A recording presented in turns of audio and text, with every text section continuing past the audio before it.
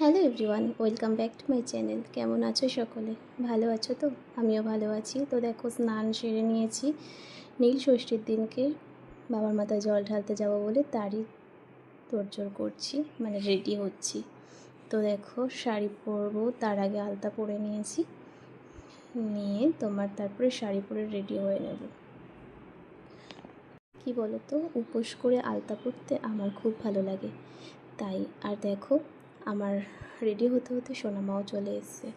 ও school থেকে এসেছে, ওকে স্নান করিয়ে নিয়ে রেডি করিয়ে তারপরে আমিও পুজোর জায়গা রেডি করে দেখো এবারে চলে যাব।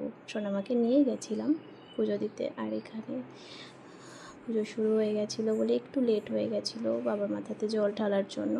তো আমি এই যে জল ঢালতে গেছিলাম আর সোনামা আমার এই ভিডিওটা করে দিয়েছে। তো এত সুন্দর করে ভিডিওটা বানিয়েছে, আমি ওকে বলছি, মাম্মা তুই পারলি কী করে? মেয়ে বড় হয়ে গেছে এটাই ভাবছি এখন।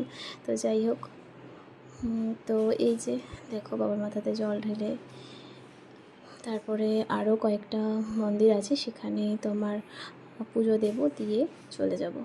তো ভিডিওটা তোমাদের কেমন লাগলো কিন্তু অবশ্যই জানিয়ে যেও, আর কারা কারা নীল ষষ্ঠী করেছো জানিও। কেমন? টাটা।